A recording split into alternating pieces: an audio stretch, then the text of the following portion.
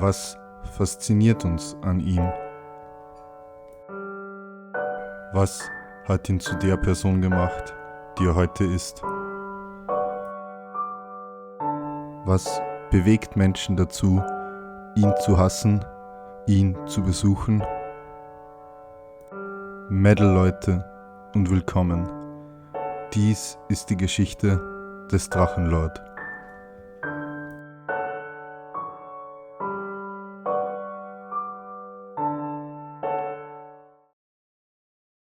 Am 8. Juli 2018 erschien Drachenlord Folge 18 Drache beim Psychiater, in dem Rainer, wie für das Format üblich, versuchte, witzige Antworten auf Hater-Kommentare zu geben.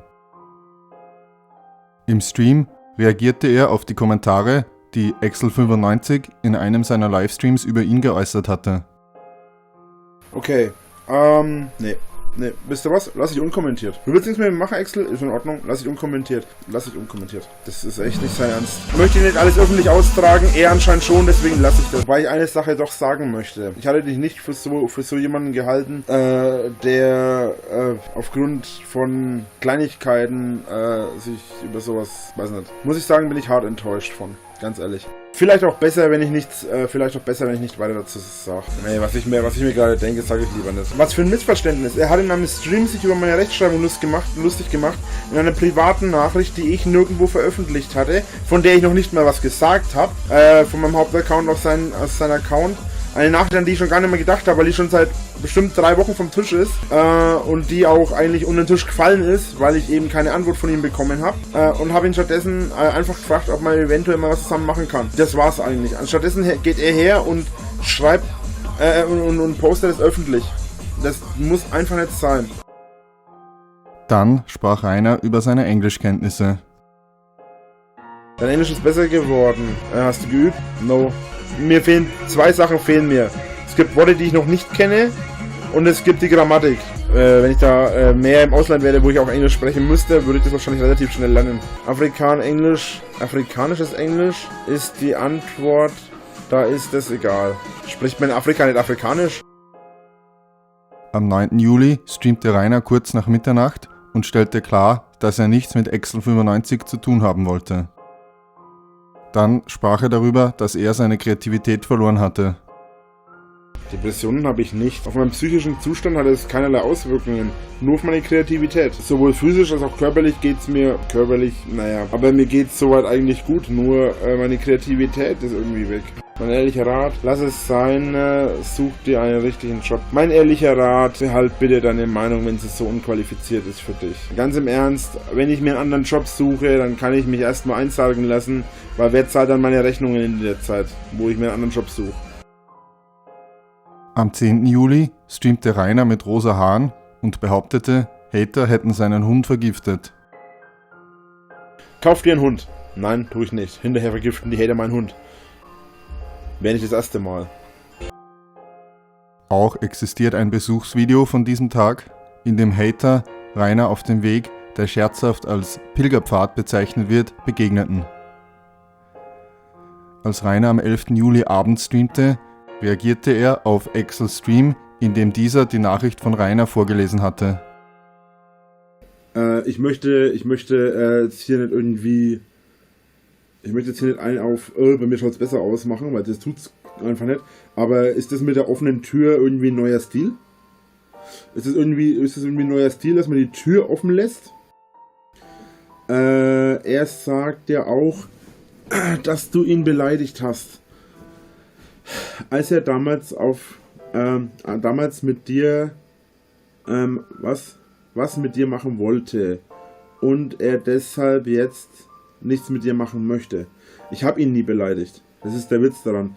Ich habe ihn nie beleidigt und ich habe gesagt, ich habe im Prinzip genau das gesagt, was ich euch auch gesagt habe, dass ich mit jemandem wie ihm eigentlich nicht in Verbindung gebracht werden möchte.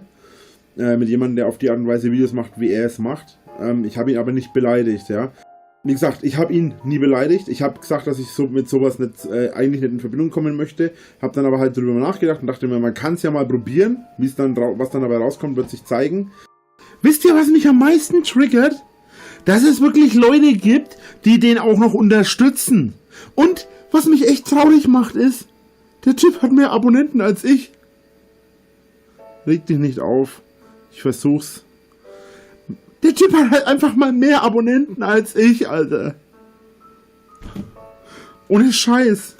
Warum? Das Geile ist, ich sehe schon kommen, dass er wiederum eine Reaktion auf meine Reaktion macht, woraufhin ich wieder eine Reaktion auf seine Reaktion machen müsste, was wieder bedeutet, dass er eine Reaktion auf meine Reaktion machen müsste.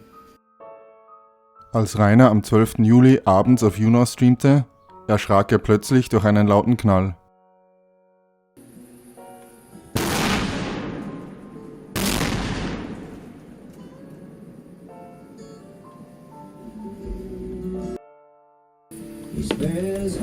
Ich muss mal schnell aufs Klo.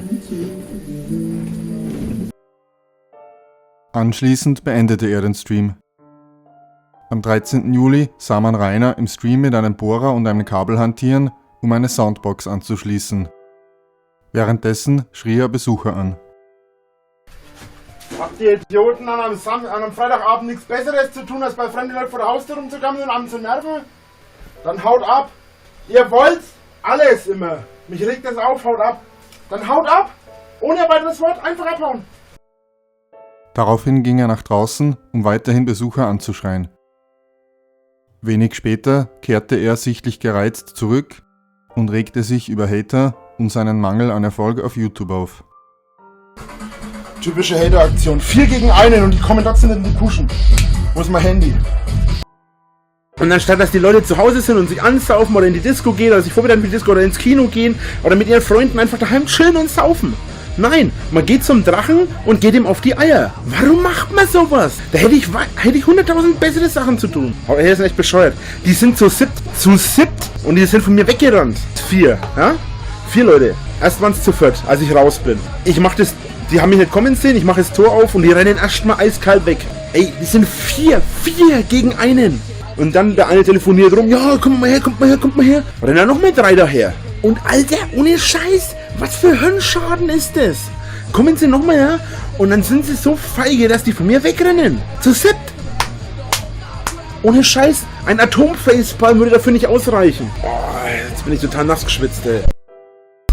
Ich habe nichts davon, außer Stress. Ich habe nicht ansatzweise die Abonnenten, die ich eigentlich meiner Meinung nach genug bin, aber ich habe nicht ansatzweise die Abonnentenzahl, die ich meiner Meinung nach verdiene. Ich habe nicht ansatzweise die Möglichkeiten, auf YouTube irgendwas zu machen. Andere YouTuber meiden mich nur, weil ich so viele Hater habe. Die Hater machen meinen Twitter-Account kaputt, meinen Facebook-Account kaputt, machen oder versuchen alles daran, meinen YouNow-Account und meinen YouTube-Account kaputt zu machen. Wer hatet, ist unfassbar schwach. Das wird er immer sein. Ihr seid genauso fucking feige.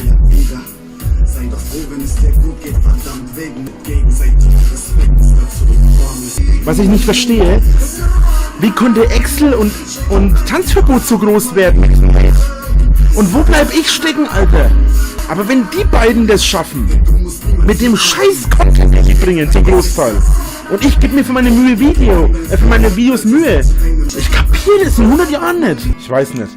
Ich weiß, dass ich auf vieles sehr unsympathisch wirke. Vor allem, wenn ich sowas mache wie jetzt gerade. Ich verstehe beim besten Willen nicht, wie Tanzverbot sympathisch wirken kann. Und was ist mit Excel?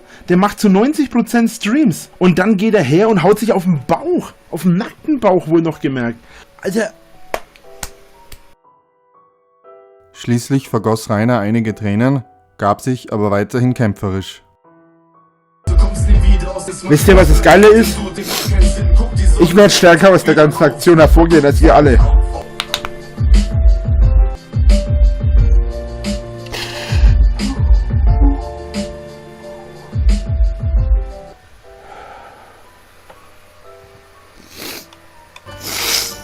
Ihr könnt immer so die Fresse aufreißen, habt aber keine Ahnung, wie es wirklich ist.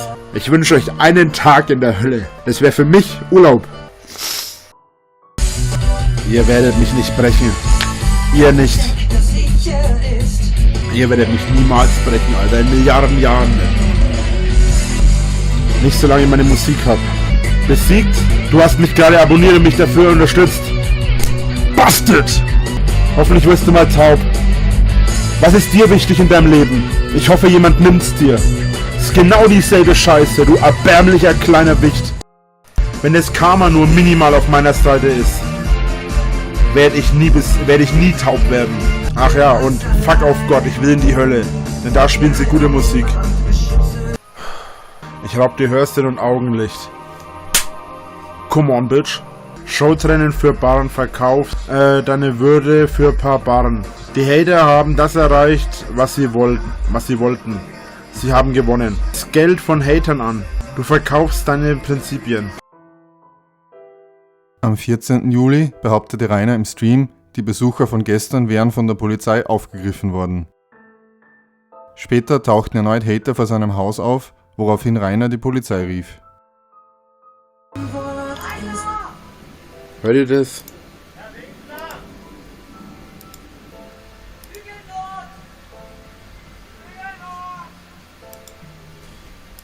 So.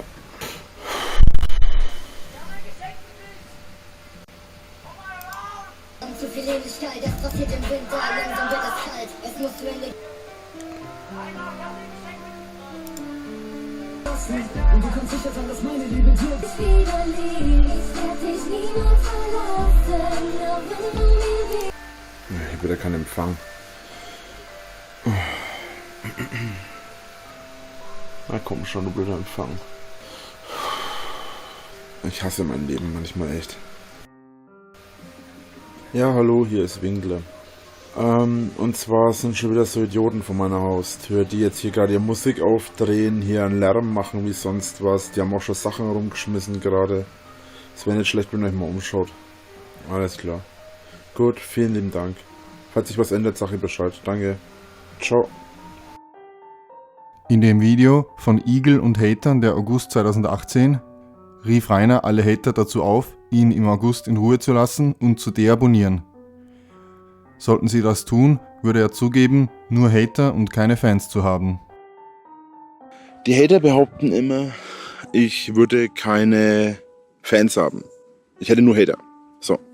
Das ist Blödsinn. Das wissen wir alle. Aber ich bin bereit zuzugeben, dass ich nur Hater habe. Wenn die Hater es schaffen, einen ganzen Monat lang nicht zu haten.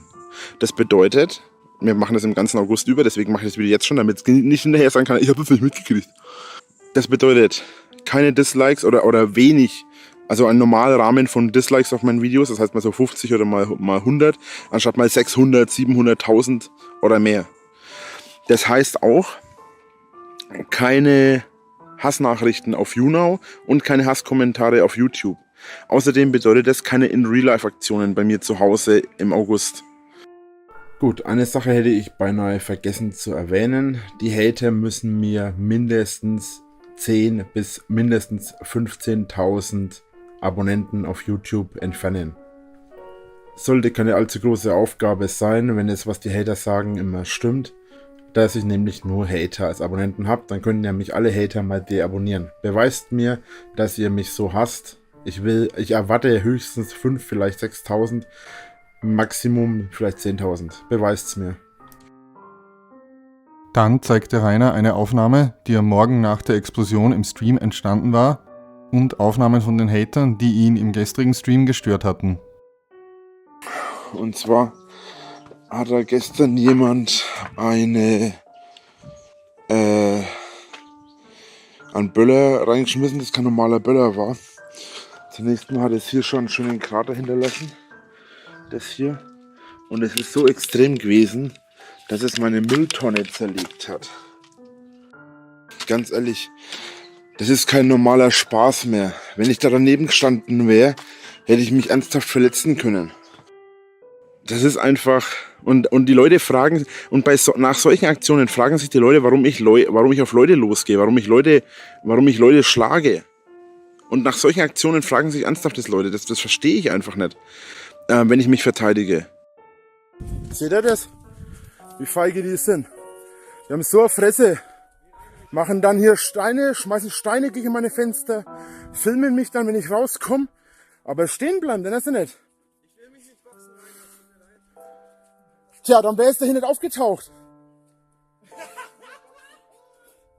Ihr kommt hierher, ihr macht hier Stress, aber boxen wollt ihr euch nicht. Jetzt schmeißen sie auch noch mit Steinen auf mich, Alter. So mutig sind sie. Die sind so siebt, Alter, aber die sind so mutig, dass sie sich auf die Entfernung auch noch mit Sachen beschmeißen. Gegen Ende des Videos zeigte Rainer noch Aufnahmen von einem Igel, den er im Wald entdeckt hatte. Auch erschien der zweite Teil von Rainers Geschichte, Der Junge des Wolfes. Auf Teamspeak behauptete Rainer, Spitzel unter den Hatern zu haben und ging davon aus, dass beim angekündigten Schanzenfest am 20. August nichts passieren würde. Aber du kannst nicht gegen eine einzelne Person in Deutschland demonstrieren, schon gleich gar nicht, wenn sie nicht irgendwie politisch aktiv ist oder sonstigen Scheiß in die Richtung. Also das ist nicht möglich, das ist gesetzlich auch gar nicht erlaubt. Und deswegen, Das bringt ja auch nichts. Also. und deswegen können sie das knicken, also keine Ahnung, was sie sich da für einen Schwachsinn wieder einbilden, aber das ist nicht wirklich was Neues. Letzten Endes denke ich, dass es einfach mal wieder einfach nur Riesenpropaganda ist und es werden ein paar Idioten auftauchen, hundertprozentig. Aber das, was die sich hier ankündigen und was die hier jetzt gerade sich einbilden, das passieren wird, wird nicht passieren. Dann behauptete Rainer, die Polizei hätte keine rechtliche Grundlage, um etwas gegen die Hater auf der Straße vor seinem Haus zu unternehmen und sprach über die Motivation der Besucher. Wenn die mal eine Woche lang irgendwie da präsent sind mit einer Streife und einfach jeden, der da ankommt, wegschicken. Bringt nichts. Was soll das bringen? Keine Ahnung. Zunächst mal ist es eine öffentliche Straße, was bedeutet, dass man da eh nichts dagegen machen kann, weil auf einer öffentlichen Straße darf man sein. Mich zu belästigen ist zwar nicht erlaubt, oder generell jemanden zu belästigen ist zwar nicht erlaubt, aber prinzipiell was dagegen machen kannst du nicht, weil es eine Straftat auch nicht ist. Aber was wollen denn die Leute, wenn die zu dir kommen? Wollen die reden oder was wollen die von dir? Also wenn die da sind? Ja, was wollen die von mir? Die wollen sich über mich lustig machen. Die reizen mich so lange, bis ich ausraste. Was manchmal mittlerweile, umso länger es geht mit diesem Hate, umso länger dauert es, bis man mich zum Ausrasten bringt. Manche schaffen es auch gar nicht. Entweder reißt denen dann die Geduld oder ich ignoriere sie einfach gekonnt. Das schafft man aber auch nicht bei alle. Das Geile ist, die Leute haben mich dann mit einer Flasche beschmissen und mit Steinen und was weiß ich allem. Hast du da keine Angst? Also, so Flaschen? Wenn sie mich wirklich erwischt hätten, dann hätte da irgendwas ins Kreuz geschmissen, wäre auf sie drauf und hätte sie kalt gemacht. Was wäre, wenn du jetzt, sag mal, dein Haus, also dein Grundstück verkaufst, das YouTube-Zeugs alles schließt, du wegziehst? Genau, und dann komme ich in irgendeine Wohnung, aus der ich dann rausgeschmissen werde, weil die Hater wieder rausgefunden haben, wo ich wohne, und dann habe ich das Problem, dass ich auf der Straße hocke. Herzlichen Glückwunsch. Aber was denkst du, was ist das Ziel der Hater überhaupt? Was denkst du, das Ziel der Hater ist einfach mir auf den Sack zu gehen. Auch erschienen an diesem Tag 3 Videos. Darin reagierte Rainer auf ein Video von Axel, in dem dieser auf Rainers Reaktion reagiert hatte. Also er sagt zu mir wortwörtlich, dass ich... Sekunde. Hat er gerade ernsthaft in seine Wohnung gerotzt? Ich rotze auch öfter mal im Stream oder so, aber ich rotze aus dem Fenster. Ich habe ihn aber nicht beleidigt. Stimmt, Rainer. Kann ja nicht jeder den ganzen Tag auf sein Windows 98 PC schneiden, rennen, dann hochladen. So, Windows 98. Erstens mal habe ich Windows 10 vermutlich eine Stufe mehr als er hat. Von daher überleg dir das gut, weil ich habe die Schnauze echt voll. Mag sein, dass du von der Abozahl her größer bist. Mag sein, dass du auch mehr Fans hast. Definitiv, kann schon sein. Aber ich bin definitiv ein ernstzunehmender Gegner, wenn ich mich wirklich ins Zeug legen werde. Und das werde ich. Also überlegst dir gut, ob du dir den Beef antun willst. Gleich darauf lud Axel ein Video hoch, in dem er auf Rainers Reaktion reagierte. Im Stream vom 15. Juli äußerte sich Rainer zum bevorstehenden Schanzenfest. Auch störten wieder Besucher den Stream, wobei ein Hater sogar die Melodie des Lügenlord-Songs auf einer Trompete spielte. Die ganze Sache im August, die Planungen, die im August, die sie schon wieder vorhaben, und das werden die nicht machen. Die werden das nicht schaffen. Oder anderen Zuschauern ist es natürlich immer ein bisschen blöd. Kleine Sekunde. Wird gleich mal laut. Ist das eine Trompete? Ja, Kindergarten eben. Lol, was war das für ein Klingelton? Es war kein Klingelton. Nee, es war kein Handy, das war eine Trompete, der da rumposaunt hat. Da stehen jetzt einfach mal 7 Leute oder was vor meiner Tür, ey. Es ist so erbärmlich, dass die an einem Sonntagabend oder an einem Sonntagmittag nichts Besseres zu tun haben, als irgendjemandem auf den Sack zu gehen. Es ist gar nicht mal Einzel, Alter. In Drachenlord Folge 19, Mega Gelb im DL-Format, sprach Rainer darüber, warum er trotz der Hater weiter Videos produzierte. Es mag sein, dass ich nur Hater habe oder fast nur Hater habe, aber es gibt genug Menschen auf der Welt, die gemobbt werden. Und davon gibt es auch nicht wenige in Deutschland. Ob es jetzt Schüler sind, Leute, die zur Arbeit gehen, erwachsene Leute, alte Leute, junge Leute, völlig egal.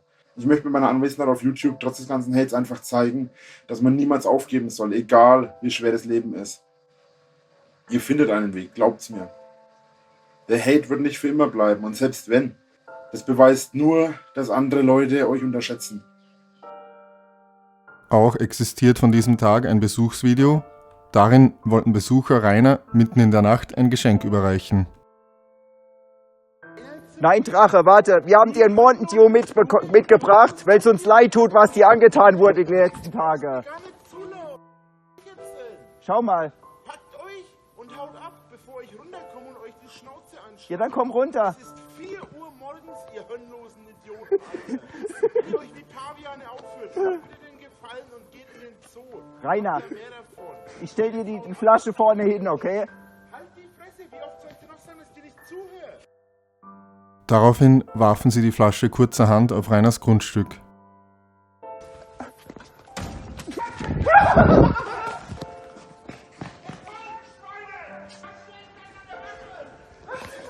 Ruhe. Stand grausam, Alter! Was? Stand grausam, ihr blöden Wichser! Ich ruf jetzt die Bullen! Ja, mach das. Ruf den Herr Müller, du Arschloch. Ihr habt ihr wohl echt eine Eier in der Waffe, um einen Scheiß zu veranstalten! Ihr seid ernsthaft so Feiglinge! Ja, ich hab keinen Bock! In den Lokalnachrichten war ein Artikel aufgetaucht, in dem darüber berichtet wurde, dass ein 28-Jähriger attackiert worden war. So soll ein durch sein Fenster geworfener Stein ihn nur knapp verfehlt haben. Auch wurde eine Geldkassette, in der sich ein akustischer Taschenalarm befand, und Mehltüten auf das Grundstück des Mannes geworfen. Bei dem Opfer handelt es sich mit an Sicherheit grenzender Wahrscheinlichkeit um Rainer. Am 16. Juli im Stream stritt Rainer jedoch alles ab. Hey Drache, stimmt es, dass Hater bei dir die Scheibe eingeschlagen und dich verletzt haben? Oder ist das Verarsche? Gruß, Steffen. Wo sollen denn die Scheibe eingeschlagen haben? Und schaue ich verletzt aus? Später war Rainer im Chat von Excel95 Stream. Als Excel ihn als Gast einlud und drohte, sonst Rainers Kanal zu striken, kam Rainer dann in den Stream. Ja, sind wir mal ehrlich. Der in einem riesigen Scheißhaus aus Glas sitzt. Der sollte nicht schon mit so einem kleinen Stein schmeißen. Beispielsweise. Mit so kleinen Stein. Gib mir mal ein Beispiel. Rainer, ab wann ziehst du dein T-Shirt aus? Sagen wir 400 Likes. Nee, 4000 waren es. Sorry, 4000 Ich habe noch nie meine Shirts für Likes ausgezogen. Ich ziehe mich nicht aus für meine Zuschauer. Das habe ich nämlich nicht nötig. Für wie viele Likes ich mein T-Shirt ausziehe? Sag mal, für 4000 ziehe ich mein Shirt aus. Ach, Leute. Wir müssen ernsthaft mal über die Like-Situation reden. Wir müssen echt mal über das Ganze mit die Likes reden, Leute. Von wann ist es? Schließlich wurden in dem Gespräch auch Themen wie Rainers angebliche Freundin, sein Auto und das bevorstehende Schanzenfest behandelt. Das wollen wir auch gleich mal das wollen wir erstmal festlegen. Also, hör auf, mich zu verarschen, du hast keine Freundin. Die Schanze wird 24/7 observiert. Hast du einen unterirdischen Versorgungstunnel gegraben, wo die heimlich reinkommt? und weißt du, genau aus diesem Grund, wie du das hier gerade siehst, ja, 24 Stunden Observation. Ich glaube, das weiß ich besser als du, ob das hier 24 Stunden observiert wird oder nicht. Dein Auto läuft aber wieder. Mehr schlecht als recht im Moment. Verdammt, ich hab schon wieder keinen Kaffee, Alter. Ja, mach dir erstmal Kaffee rein, ich zieh erstmal eine Ziese. Emskirchen ist ja nicht Schauerberg. Tu mir bitte den Gefallen und hör auf, das weiter zu publizieren, diesen Blödsinn. 20.8., weil am 20.8. überhaupt nichts passieren wird. So, ich habe einen Scheißdreck Geburtstag. Lol, dann haben die mich alle angelogen. Natürlich haben die dich an. Zuschauertreffen geplant. Am 20.8. ist überhaupt nichts. Erstens mal habe ich am 2.8. Und selbst wenn, hier wird bei mir definitiv nichts passieren, weil ich der Polizei vorher Bescheid geben werde, dass die da aufpassen, dass da nichts passiert. Weil du darfst nicht einfach einen Aufmarsch von 100.000 Leuten hier anmachen. Ich habe selber extremen Stress bekommen wegen der Sache mit dem Posterverkauf, für die ich mich mittlerweile auch schäme, wo ich mir auch denke, wie konnte ich auf so eine dumme Aktion wiederkommen? Ich habe sehr gute Menschenkenntnis, Rainer. Jetzt, du, ich weiß, ich will jetzt nicht sagen, du hast keine, das habe ich nicht gesagt. Es geht darum, ich habe eine sehr gute Menschenkenntnis. Und ich bin mir absolut sicher, dass in jedem Hater auch ein guter Mensch steckt. Wir haben halt nur ein Problem mit dir persönlich, ja? Das heißt ja nicht nur, weil das Hater sind, sondern die alle Menschen hassen, die fett sind. In Rainers Videos ging es nun immer weniger über Themen, die ihn interessierten, und immer mehr um das, was ihm die Hater nun wieder angetan hatten. Und während Rainer sich dem Drama mit Exel 95 hingab, rückte der Tag des Schanzenfestes unaufhörlich näher.